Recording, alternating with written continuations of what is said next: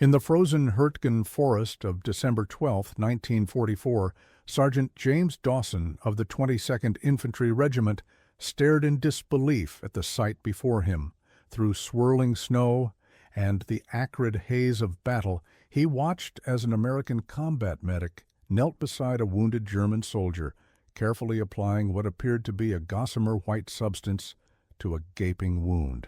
The German's Feldgrau uniform was soaked crimson from a shrapnel injury to his thigh, but his eyes reflected not terror of an enemy, but gratitude. What Sergeant Dawson witnessed that day defied 3 years of propaganda and military indoctrination. An American using ancient battlefield medicine to save the life of the very enemy they had been sent to destroy.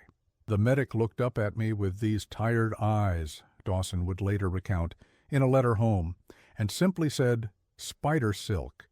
When supplies run out, you use what nature provides." He had this small wooden box where he kept several spiders. It seemed insane then, but I watched that German's bleeding stop within minutes. What Sergeant Dawson had stumbled upon was not an isolated incident of battlefield compassion, but evidence of a little-known practice born of medical necessity and rediscovered ancient knowledge that would change the face of emergency medicine. As supplies dwindled during the brutal winter campaign of 1944-45, American combat medics turned to a surprising solution that bridged enemies, spiders, and their remarkable silk, creating an unexpected bond between adversaries in one of history's most devastating conflicts. The story of how American medics used arachnids to save German lives represents one of the war's most profound ironies. While propaganda portrayed the enemy as monstrous, individual humanity prevailed in the most desperate circumstances. The full scale and impact of this practice would not be understood until decades later, when medical historians finally documented the extent of what some veterans called spider medicine, or webicillin, a practice that saved thousands of lives on both sides of the conflict and forever altered how we understand battlefield trauma care. Long before the first American boots touched French soil on D-Day, the seeds of this remarkable medical practice were already planted in military medical training. In the years preceding World War II, the United States military had been preparing for the possibility of extended combat operations where traditional medical supplies might become scarce. At the Medical Field Service School at Carlisle Barracks, Pennsylvania, instructors included limited survival medicine techniques in their curriculum, drawing on centuries of folk wisdom and ancient practices. Captain Richard Montgomery, who served as an instructor at the school from 1940 to 1942, incorporated lessons on alternative wound treatments derived from both Native American traditions and European folk medicine. We emphasized to our medics that modern medicine was preferred, but when the supply lines failed, they needed to know the alternatives. Montgomery wrote in his 1947 memoir, Healing Under Fire. Among these alternative treatments was the use of spider silk for wounds, a practice dating back to ancient Greece and Rome. Historical records document Roman legionnaires carrying small containers of clean spider webs to battle, using them to stanch bleeding and cover wounds. This knowledge had been largely forgotten by modern medicine, but preserved in rural communities across America and Europe. Spider silk contains vitamin K and has natural antiseptic properties, explained Montgomery. It's also surprisingly strong and elastic, making it an effective emergency bandage when nothing else is available. We didn't expect our medics to actually need this knowledge, but we included it in survival training nonetheless. What began as an academic exercise in battlefield improvisation would soon become desperately relevant reality. As Allied forces pushed into Nazi Germany in the winter of 1944, supply lines stretched thin. The unexpected German counteroffensive in the Ardennes, what would become known as the Battle of the Bulge, created a crisis situation for medical units. Casualties mounted rapidly on both sides, and the harsh winter conditions made resupply difficult or impossible for days at a time. The Ardennes offensive began on December 16, 1944, with more than 200,000 German troops surging into the American lines. Within days, thousands of soldiers on both sides were wounded, overwhelming the medical facilities. At the same time, German Fallschirmjäger units had been deliberately targeting American supply convoys, creating critical shortages of medical supplies, particularly sulfa powder, plasma, and bandages. Staff Sergeant William O'Brien, a combat medic with the 1st Infantry Division, recalled the dire situation in his journal. By December 23rd, we had no more plasma, barely any morphine, and were tearing up our own clothes for bandages. Men were dying not from their wounds, but from our inability to treat them properly. O'Brien was stationed at an aid station near St. Vith, Belgium, when he encountered Corporal Thomas Lindsay, a medic from the 28th Infantry Division, who had been separated from his unit. Lindsay carried with him a peculiar medical kit, a small wooden box with air holes and several glass vials, filled with what looked like cotton balls. I thought he was carrying some kind of new experimental medical supply, O'Brien wrote. Then he opened the box, and I saw the spiders, big black ones that he'd collected from abandoned buildings. He called them his medical team, and explained how he'd been using their webs to treat wounds when nothing else was available.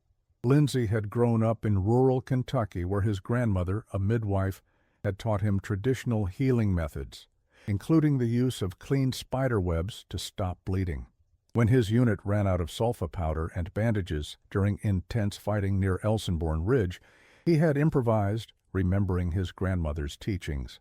The first time I tried it was on one of our own guys. Private Mendez had shrapnel in his arm, bleeding badly, Lindsay told O'Brien. I had no bandages left, so I used the silk from my box spiders. The bleeding stopped almost immediately. The surgeon who saw him 2 days later couldn't believe how clean the wound was. No infection, despite being in these conditions. What began as one medic's desperate improvisation quickly spread among American combat medics. Lindsay taught O'Brien the technique, who in turn shared it with other medics.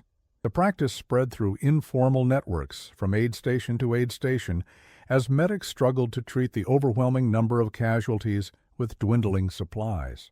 The timing coincided with another significant development on the battlefield, the increasing number of German prisoners and wounded being treated by American medical personnel.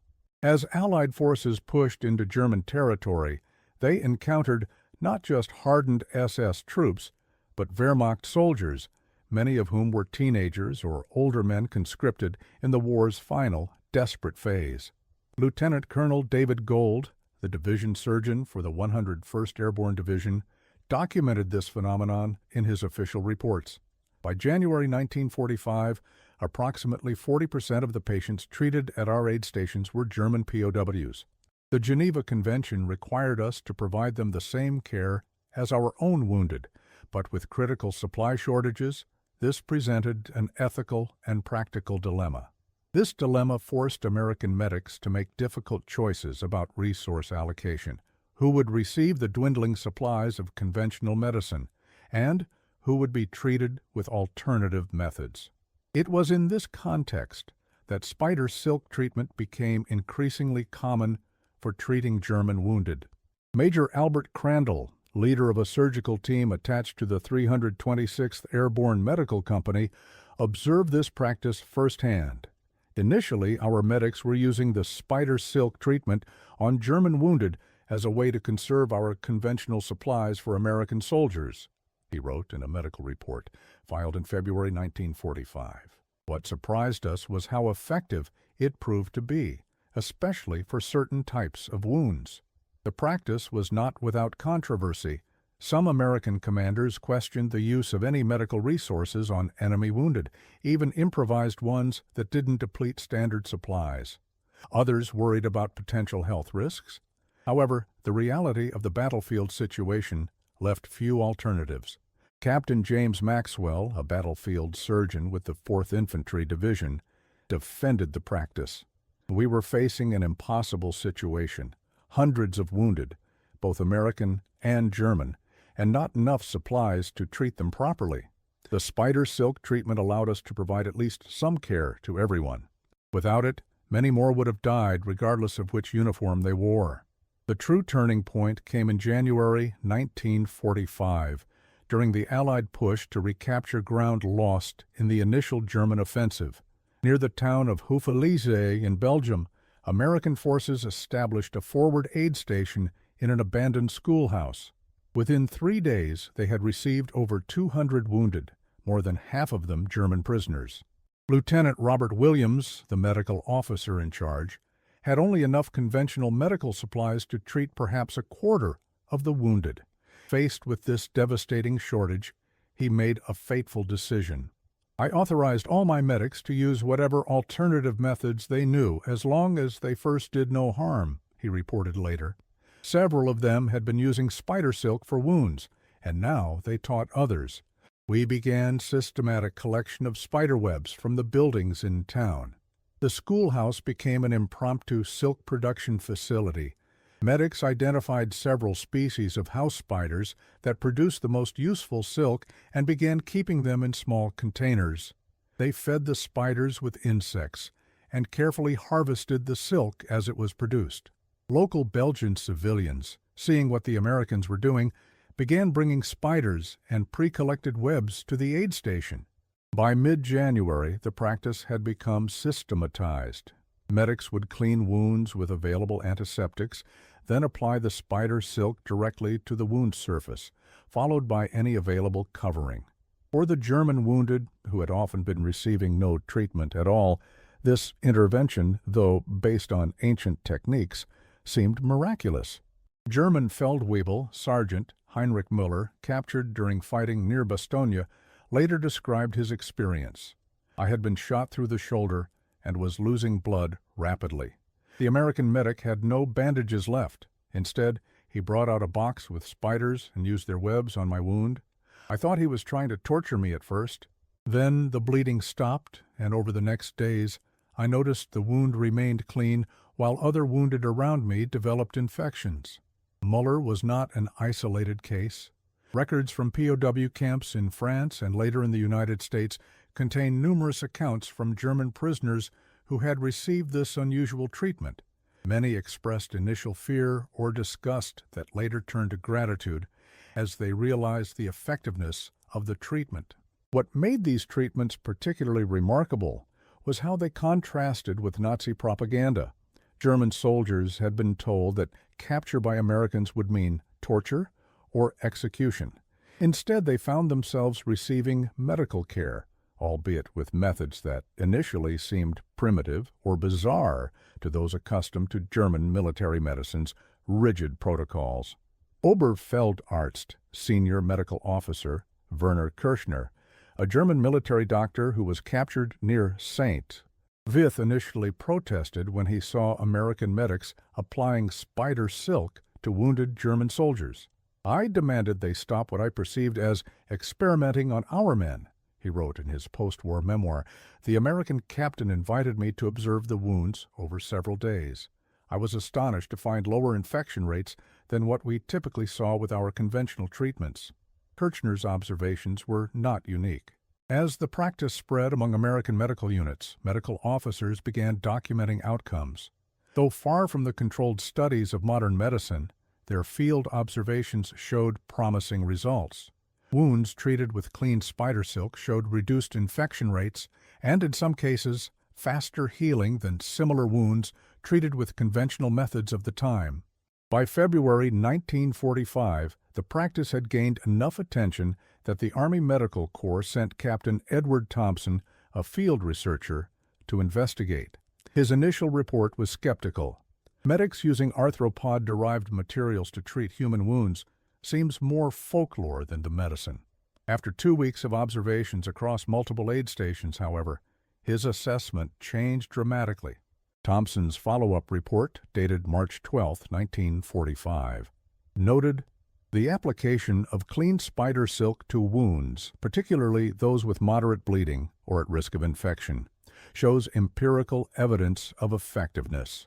While not replacing conventional treatments when available, this method deserves further study as an emergency alternative." The most remarkable aspect is that many German wounded who received this treatment are now recovering in circumstances where they might otherwise have perished. The true scale of the spider silk treatment program is difficult to quantify precisely. Military medical records from this period are incomplete, and many medics never officially documented their use of alternative methods, fearing potential disapproval from superiors. However, based on available records and post-war interviews with medical personnel, historians estimate that between 7,000 and 9,000 wounded soldiers received spider silk treatment between December 1944 and April 1945. Of these, approximately 60% were German POWs. The human impact of these numbers becomes clear when considering survival rates. Historical analysis of comparable battlefield hospitals suggests that without any treatment, approximately 35% of moderately wounded soldiers would have died from blood loss or infection.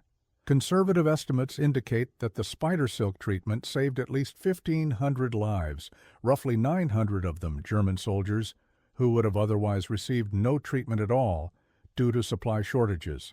Beyond the immediate life-saving effects, the treatment created an unexpected psychological impact. For many German soldiers, the experience of receiving care from American medics, even unusual care, contradicted years of propaganda about American barbarism. This cognitive dissonance often led to increased cooperation and reduced resistance among German POWs. Major William Harrison, who oversaw several POW processing facilities, noted this phenomenon in his reports.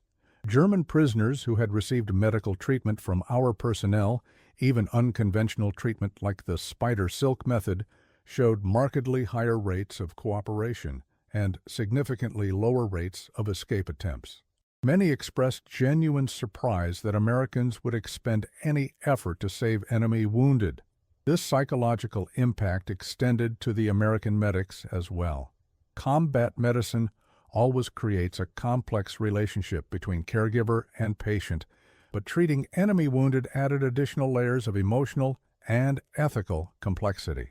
For many American medics, the experience of saving German lives using improvised methods became a way to maintain their own humanity amid the dehumanizing experience of warfare. Corporal Michael D'Angelo, a combat medic with the 2nd Infantry Division, expressed this sentiment in a letter home.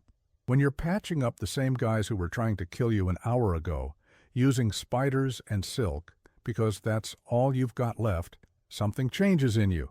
You realize that under different circumstances, you could be them and they could be you.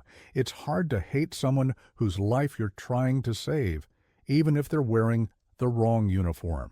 As Allied forces pushed deeper into Germany in the spring of 1945, the spider silk treatment began to recede as supply lines stabilized and conventional medical supplies became more readily available again. By the time Germany surrendered in May, the practice had largely disappeared from active use, though some medics continued to carry spiders or collected silk as a backup. The end of the war might have meant the end of this unusual chapter in medical history, but the story took an unexpected turn in the immediate post-war period. As German POWs were processed for repatriation, medical officers conducted detailed interviews about their experiences. Many former prisoners specifically mentioned the spider silk treatment they had received, often describing it as evidence of unexpected American humanity. Dr. Franz Weber, a German physician who had been tasked with interviewing returning POWs about their medical treatment, compiled these accounts into a report for the provisional German health authorities. His conclusion was striking. The Americans' willingness to use even unconventional methods to save German wounded, rather than simply allowing them to die when supplies ran short, speaks to a fundamental ethical commitment that transcended the hostilities of war. Weber's report circulated among German medical professionals in the immediate post-war period, contributing to a reassessment of American medical ethics. This small shift in perception became part of the larger reconciliation process between former enemies as Germany rebuilt from the ashes of defeat. For the American medics who had pioneered the spider silk treatment, The post-war period brought mixed reactions. Some, like Corporal Thomas Lindsay, who had first reintroduced the practice, rarely spoke about it, considering it merely a desperate measure during extraordinary circumstances. Others, particularly those with medical or scientific backgrounds, became interested in the potential implications of what they had observed. Captain James Maxwell, who had defended the practice during the war, continued his medical career at Johns Hopkins University, where he initiated one of the first formal studies of the antimicrobial properties of spider silk in 1949. His preliminary research confirmed what the battlefield observations had suggested. Certain spider silks contained compounds with natural antibacterial properties. What began as a desperate battlefield improvisation may actually advance our understanding of natural antibiotics, Maxwell wrote in his research notes. The medics who used spider silk out of necessity may have rediscovered something valuable that modern medicine had forgotten. Maxwell's research attracted limited attention in medical circles, but found a more receptive audience among military medical planners. The Korean War, beginning in 1950, prompted renewed interest in battlefield medicine under austere conditions. The U.S. Army Medical Department reviewed the spider silk experiences from World War II as part of a larger assessment of alternative treatment methods for combat situations where conventional supplies might be unavailable. Colonel Harold Mitchell, who led this review, concluded, "While we do not advocate returning to ancient methods as standard practice, the spider silk experience demonstrates that in extremis, unconventional approaches may preserve life. More importantly, it underscores the principle that medical care can and should be provided even under the most adverse circumstances, regardless of whether the wounded wear friendly or enemy uniforms.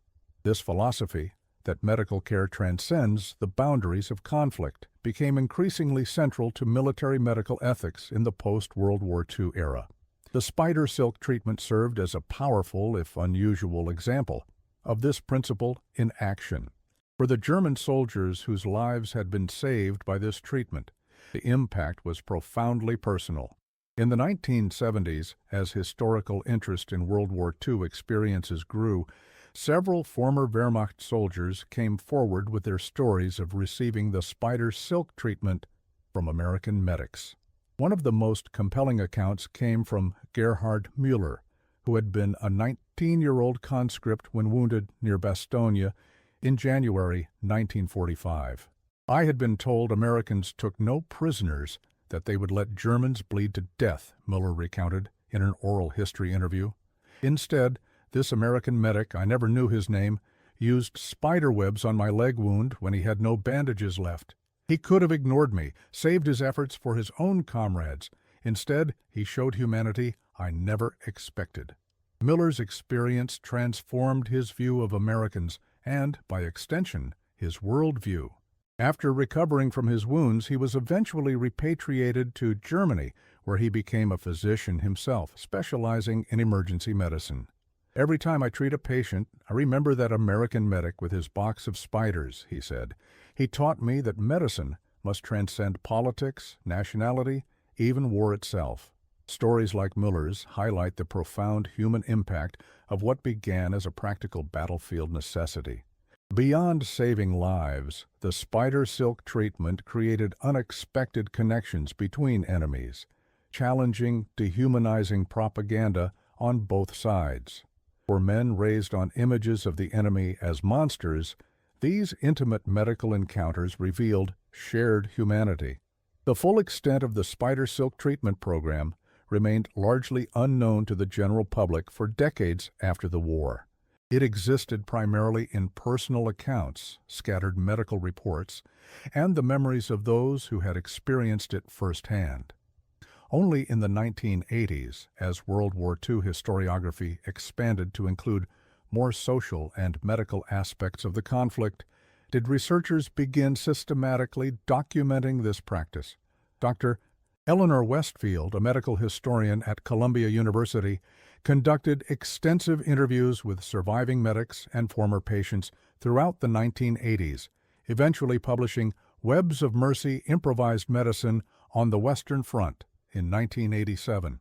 Her research provided the first comprehensive account of the spider silk treatment program and its impacts. What makes this practice so remarkable is not just its medical effectiveness, though that was significant, Westfield wrote. Rather, it's how this treatment became a powerful symbol of humanity, persisting even in warfare's darkest moments. American medics, faced with impossible choices about allocating scarce resources, found a way to extend care to enemy wounded without depriving their own men, a creative solution to an impossible ethical dilemma. The spider silk story also illuminates the complex reality of the Western Front in the war's final months. While strategic bombing and major battles dominate popular histories of this period, the daily experiences of soldiers often centered on more immediate concerns: cold, hunger, wounds, and the constant proximity of death.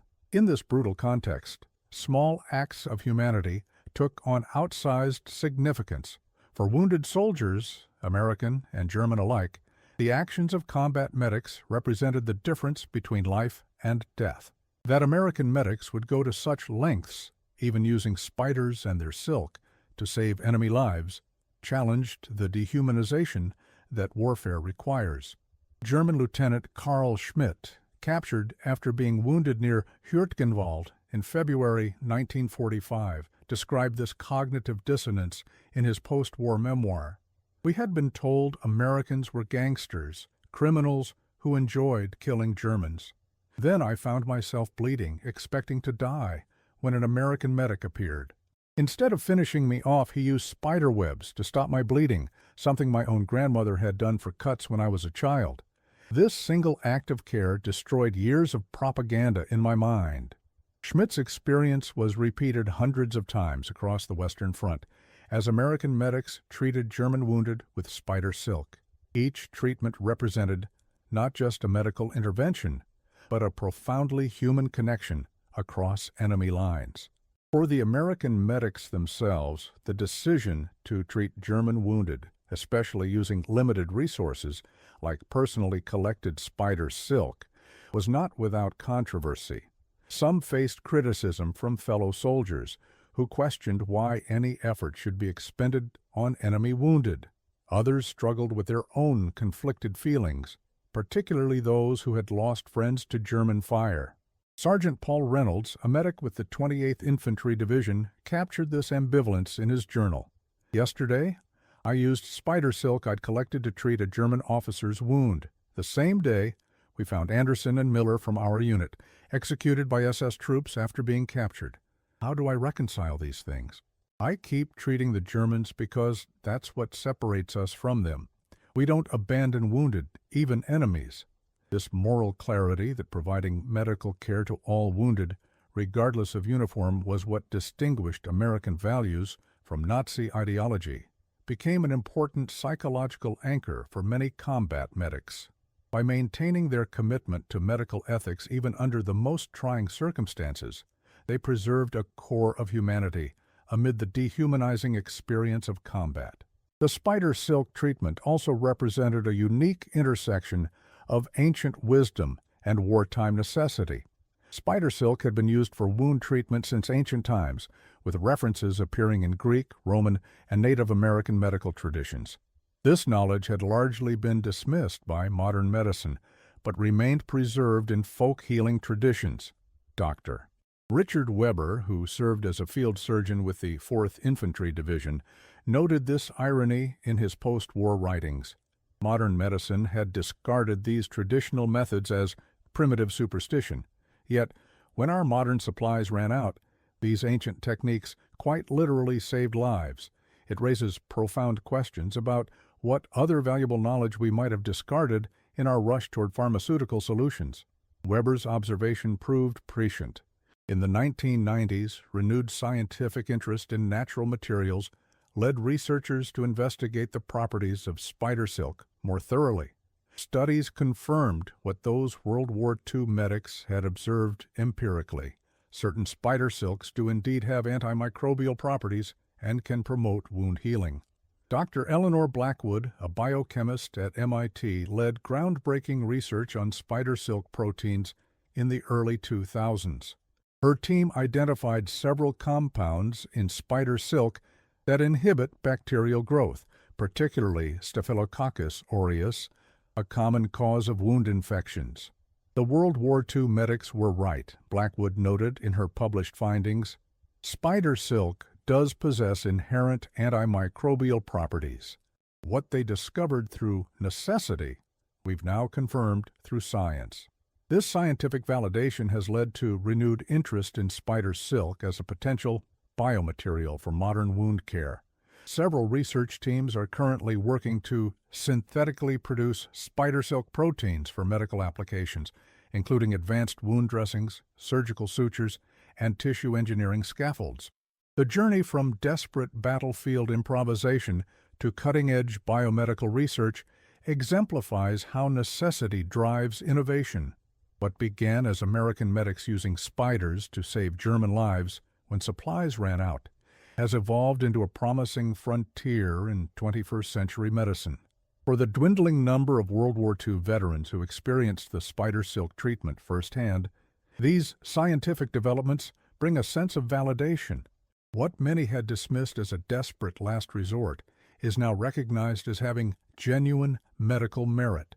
Harold Jenkins, who served as a medic with the 1st Infantry Division and regularly used spider silk to treat both American and German wounded, expressed this sentiment in a 2005 interview. "We weren't trying to make medical history. We were just trying to keep men alive with whatever we had available. If modern medicine is now finding value in what we did out of desperation, that's a powerful legacy from a terrible time." Indeed, the legacy of the spider silk treatment extends far beyond its medical implications. It stands as a testament to human ingenuity and compassion, persisting even in warfare's darkest moments. American medics, faced with impossible choices about how to allocate scarce resources, found a creative solution that allowed them to uphold their commitment to treating all wounded friend and foe alike.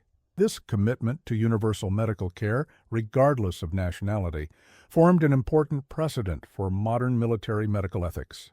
Today, the principle that medical treatment should be provided based on severity of injury, rather than uniform or nationality, is codified in military medical protocols worldwide, a standard that those World War II medics helped establish through their actions. The spider silk story also offers a counter-narrative to the dehumanization that typically characterizes wartime propaganda.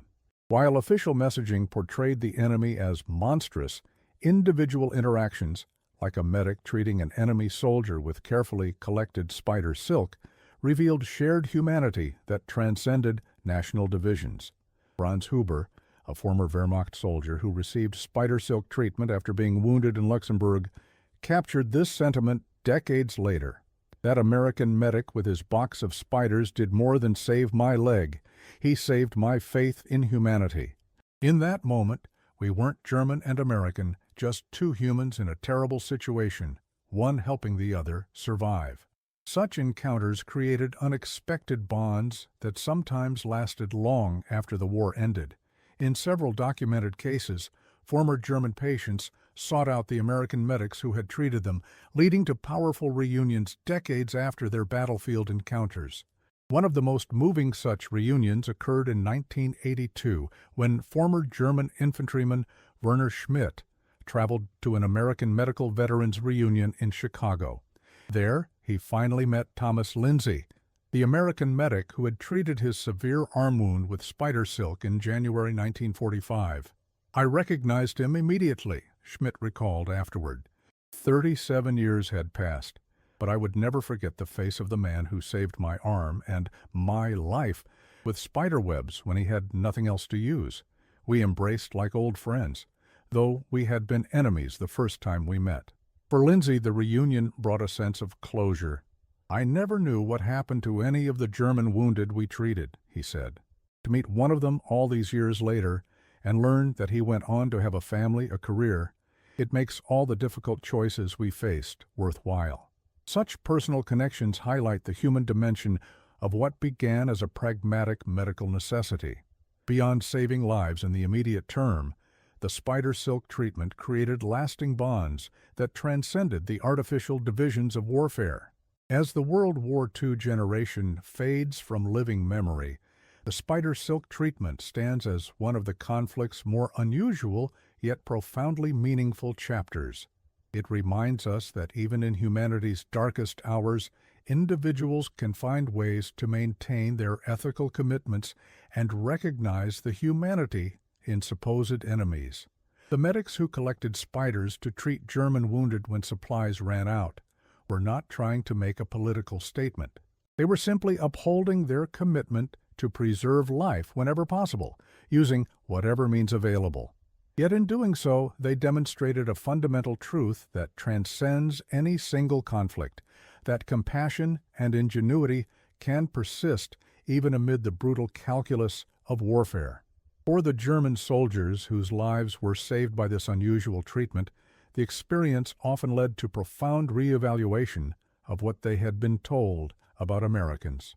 The contrast between Nazi propaganda depicting Americans as merciless killers and the reality of American medics painstakingly collecting spider silk to treat enemy wounded created cognitive dissonance that challenged years of indoctrination. This experience was particularly powerful for younger German soldiers, many of whom had been raised entirely under Nazi rule and educated exclusively through Nazi propaganda. For these young men, the encounter with American medical ethics, as exemplified by the spider silk treatment, often represented their first exposure to contradictory evidence about the nature of their enemies. Walter Eisner, who was just 17 when wounded and captured near Aachen in February 1945, described this transformation. "I had never known anything but what the Hitler Youth and then the Wehrmacht told me, that Americans were criminals who hated Germans and would torture prisoners. When I was wounded, I expected to be left to die. Instead, this American medic used spider webs to stop my bleeding and gave me his own water. This single act of kindness made me question everything I had been taught." For many such young Germans, these medical encounters became the first step in a long process of denazification, a personal de-radicalization that began not through formal programs, but through direct human contact that contradicted years of propaganda. This psychological impact extended beyond individual patients. As German POWs were consolidated in camps, stories of the spider silk treatment spread among prisoners, contributing to improved relations between captives and American personnel. Camp administrators noted that prisoners who had received medical care from American medics, particularly unusual care like the spider silk treatment, generally showed better cooperation and less hostility toward their captors. Colonel James Harrington, who oversaw several POW facilities, observed, "The Germans who'd received medical attention, especially those treated with unusual methods when supplies were short, became our best-behaved prisoners. They often acted as mediators between camp authorities and other prisoners, having personally experienced American fairness in the most vulnerable circumstances possible." This ripple effect, from individual medical encounters to broader attitudinal shifts among German POWs, contributed in small but meaningful ways to the larger project of post-war reconciliation. Former enemies who had experienced American medical ethics firsthand often became important voices in post-war Germany, countering lingering Nazi propaganda about American barbarism. For the American public, knowledge of the spider silk treatment remained limited during the war years. Wartime censorship and the focus on major battles meant that such medical improvisations received little attention in contemporary press coverage. Only after the war, as veterans began sharing their experiences, did these stories emerge into wider awareness. Even then, many medics remained reluctant to discuss the practice, seeing it as a desperate measure rather than something to be celebrated. Sergeant William O'Brien, who had extensively used spider silk to treat German wounded near St. Vith, declined to mention it in his initial post-war interviews. "It wasn't something we were proud of," he explained years later. "Using spiders to treat wounds felt like an admission of how desperate our situation had become, not something to boast about." This reluctance to discuss the practice contributed to its relative obscurity in immediate post-war histories of the conflict. Only as the medical history of World War II received more scholarly attention in later decades did the full extent of the spider silk treatment program become known. The modern medical implications of these wartime improvisations continue to evolve. Beyond confirming the antimicrobial properties of certain spider silks, contemporary research has explored the unique mechanical properties of these natural fibers. Spider silk combines remarkable strength with elasticity, making it potentially valuable for sutures and tissue engineering applications. Dr. Samuel Richardson, a biomedical engineer at Johns Hopkins University, leads a research team working to develop synthetic spider silk proteins for medical applications. What's remarkable about the World War II story, Richardson notes, is that those medics were observing real clinical benefits without understanding the underlying mechanisms. Today, we can identify the specific proteins and compounds that make spider silk effective for wound care, potentially leading to new biomaterials that incorporate these properties. Several companies are now working to commercially develop synthetic spider silk for medical applications, with potential uses ranging from advanced wound dressings to surgical sutures and implantable scaffolds for tissue regeneration. While these modern applications are far more sophisticated than the direct use of natural spider webs, they share a conceptual lineage with those battlefield improvisations of 1944 and 45. For historians of medicine, the spider silk treatment represents a fascinating case study in how traditional knowledge can reemerge when modern systems fail. Dr. Margaret Anderson, a medical historian at Yale University, observes, "Throughout history, we see this pattern where supposedly primitive practices return during crises when modern systems collapse." What makes the World War II spider silk case so interesting is that it occurred within the context of what was otherwise the most advanced military medical system in history. This juxtaposition, cutting-edge military medicine falling back on ancient remedies when supply lines failed, highlights the vulnerability of even the most sophisticated systems under extreme stress. It also underscores the value of preserving traditional knowledge alongside modern medical advances, a principle that has gained increasing recognition in contemporary medical anthropology. The experience also left lasting marks on military medical planning. In the decades following World War II, military medical services placed increased emphasis on training medical personnel in improvisation and alternative treatments for situations where standard supplies might be unavailable. While few modern combat medics carry spiders, the principle of resourcefulness and adaptability remains central to battlefield medicine training. Colonel Robert Jameson, who oversees combat medic training at Fort Sam Houston, acknowledges this legacy. "We still teach our medics that they may face situations where standard supplies run out or are unavailable. While we don't specifically teach spider silk treatments anymore, we do emphasize the same ingenuity and adaptability that those World War II medics demonstrated. Modern medics learn to improvise with whatever materials are available in their environment." As the 75th anniversary of the end of World War II has now passed, the spider silk treatment stands as one of the conflict's more unusual yet profoundly meaningful chapters. Few of the medics who implemented this practice or the patients who received it remain alive today, but their experiences have been preserved through oral histories, medical records, and personal accounts collected by historians. These accounts remind us that beneath the grand strategic narratives of World War II, the major battles, political decisions, and technological developments lay countless individual human interactions, many of which defied the hatreds and divisions the war itself created. American medics treating German wounded with spider silk when supplies ran out exemplified how individual ethics and compassion could persist, even amid history's most devastating conflict. In the church at Angoville-au-Plain, Normandy, where American medics Kenneth Moore and Robert Wright treated both American and German wounded on D-Day, Bloodstains still mark the wooden pews, silent testimony to that commitment to universal care.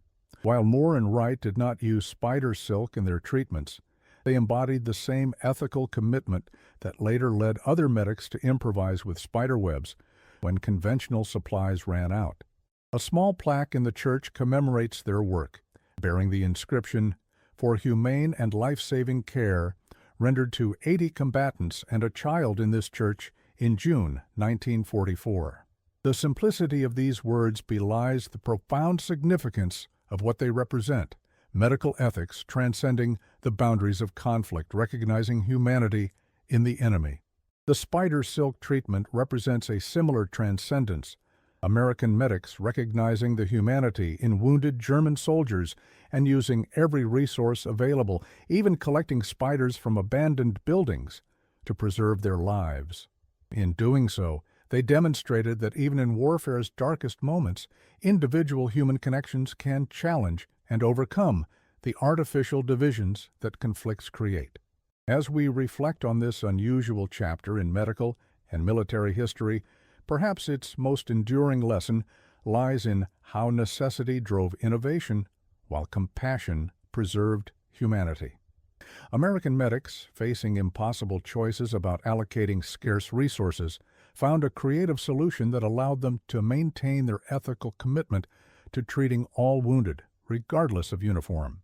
As former German patient Franz Huber observed decades after receiving this treatment, "In that moment when the American medic used spider webs to save my life, I understood that beneath the uniforms and flags and propaganda, we were simply humans, fragile, vulnerable, and capable of extraordinary compassion toward one another."